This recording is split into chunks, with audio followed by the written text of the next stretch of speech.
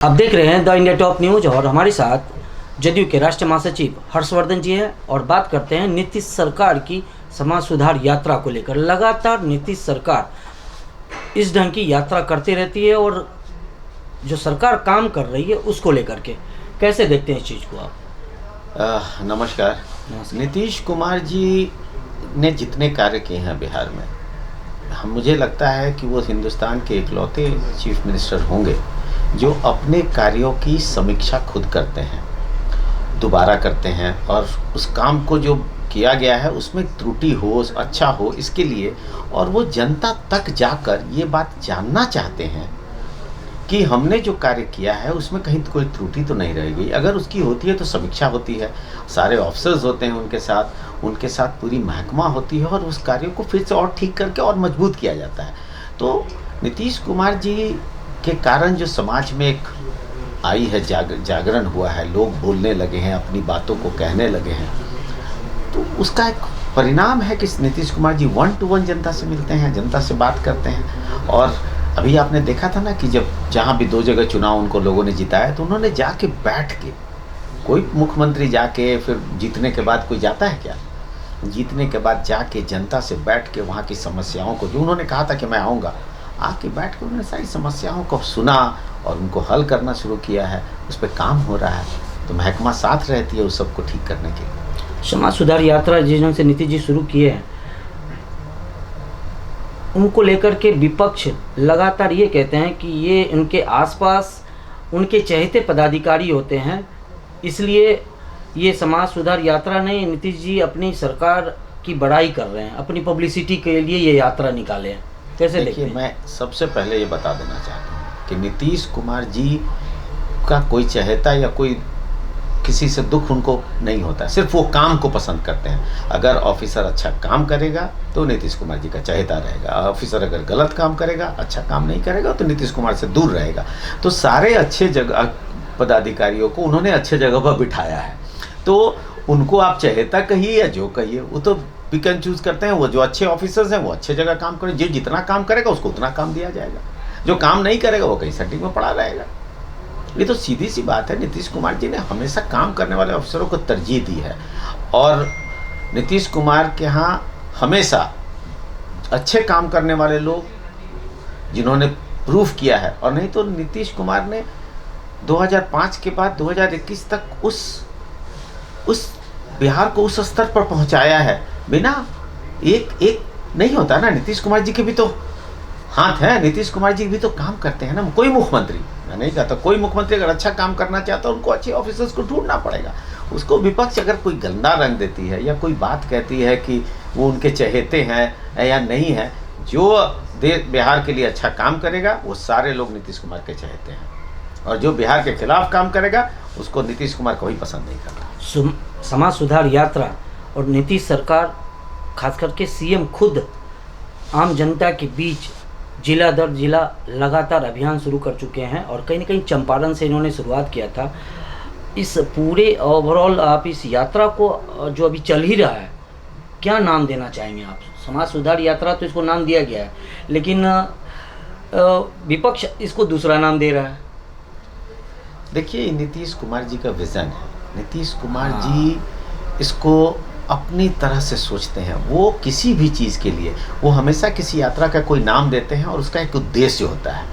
वो इस बार उन्होंने समाज से जुड़ने की और समाज के दुख सुख के साथ जुड़ने के लिए काम किया है। तो समाज के साथ वो सुख दुख में जुड़ेंगे तो समाज सुधार होगा, इसीलिए उसका नाम समाज सुधार यात्रा दिया। उन्होंने बहुत प्यारा नाम दिया है, उसमें मैं कोई अपने तरफ से कोई टीका टिप्पणी नहीं करना चाहता। लेकिन विपक्ष जो नाम दे रहा है, देखिए, विपक्ष के पास कोई काम है नहीं, विपक्ष के पास कोई बात है नहीं करने के लिए। विपक्ष जब विधानसभा में बैठती है तो मैंने देखा है कि विधानसभा भंग कैसे हो, विधानसभा को कैसे वॉकआउट करके या हंगामा करके विधानसभा को स्थगित कैसे करा दिया जाए कि विधानसभा ना चले, प्रदेश की कोई काम ना हो, प्रदेश का कोई फ़ायदा ना हो, इस बारे में सोचती है। मैंने कभी नहीं देखा कि विपक्ष बड़े आराम से बात सुने, अपनी बात कहने की कोशिश करे या सरकार के कामों को सराहे या सरकार के कामों में छोटी मोटी कोई त्रुटि हो उसको उजागर करे जिससे कि सरकार और अच्छा काम कर सके, जो विपक्ष का काम है। मैंने ये देखा नहीं, बस दुश्मनों की तरह आना, लड़ाई करना, विधानसभा में हंगामा करना, अभी तो एक आध विधायक वैसे भी मिले विधानसभा में जो गाली गलौज भी बाहर निकल के किए, तो इस लेवल पे विपक्ष चली आई। ये सत्र काफ़ी मतलब हंगामेदार रहा, कहीं न कहीं शराब को लेकर के, कुछ गाली गलौज को लेकर के, आपसी आने जाने को लेकर के। वो हमेशा विपक्ष जो पार्टी है आरजेडी, और वो जो लीड कर रही है विपक्ष को, उस पार्टी का काम है ये विकास के रास्ते में आपको डाइवर्ट करने का कोशिश।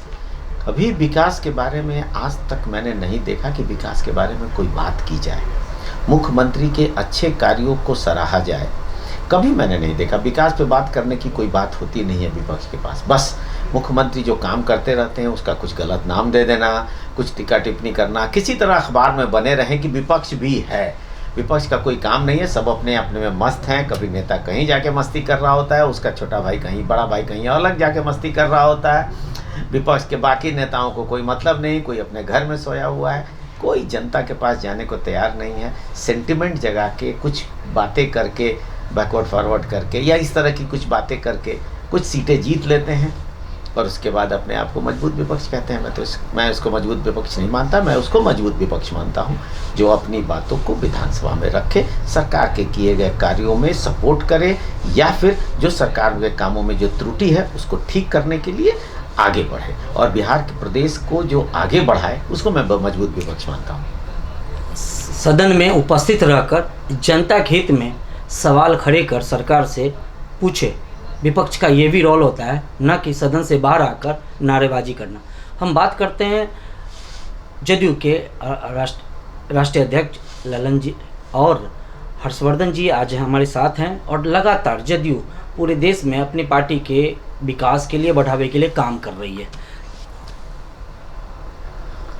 सर, किन किन राज्यों में दौरा लगातार हुआ है, और हम लोग क्या गोवा गए थे, गोवा में हम लोग का दौरा हुआ है।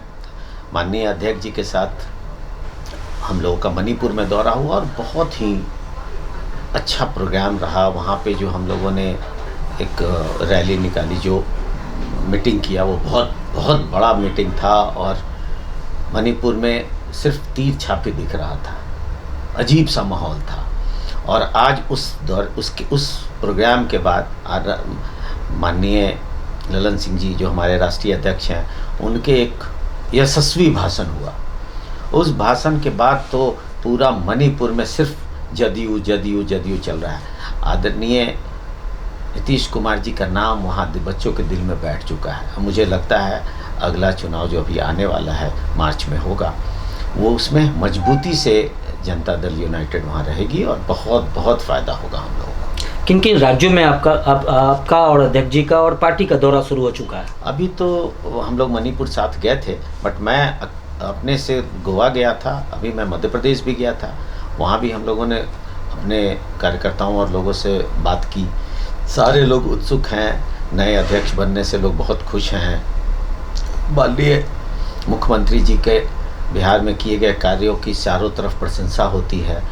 मुझे लगता है कि बिहार में जिस तरह से हम लोग मजबूती से हैं, उसी तरह और कई स्टेट में हम लोग लगातार मजबूती से बढ़ते जा रहे हैं। सर, 5 राज्यों में चुनाव हो रहे हैं, और सर से जानेंगे कि क्या इन 5 राज्यों में एनडीए गठबंधन में इनकी उपस्थिति होगी?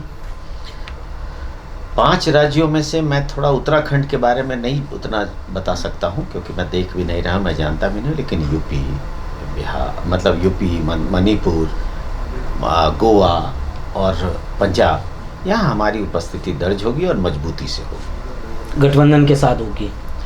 जहाँ हमारा गठबंधन होगा, नहीं तो हम खुद लड़ें। हमारी पूरी तैयारी है, चारों तरफ मजबूती से तैयारी है, और कई जगह तो हम लोग इतने मजबूत हैं कि हमसे गठबंधन करना चाहिए।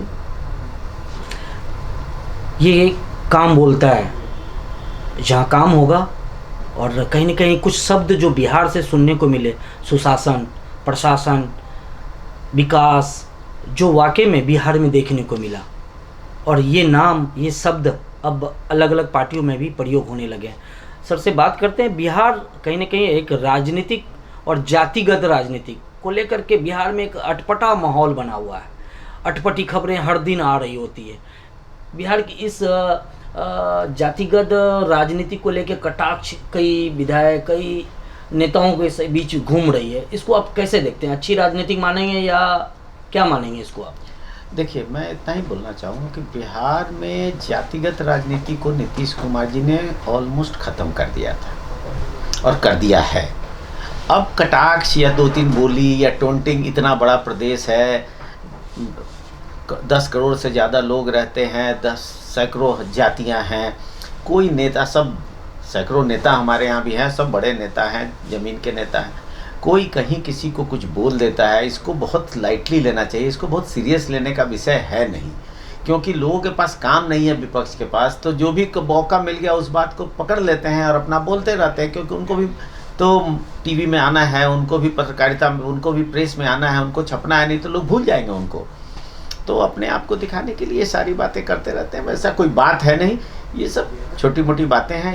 इस पर बिहार को ध्यान नहीं देना है, बिहार को विकास की तरफ ध्यान देना है, नीतीश कुमार की तरफ ध्यान देना है, काम करना है। कहने का मतलब है कि पब्लिसिटी चाहिए तो कुछ अटपटे बयान मीडिया फ्रेम में बने रहने और राजनीतिक में चेहरा उछले, ये एक प्रयास भी देखा जा रहा है।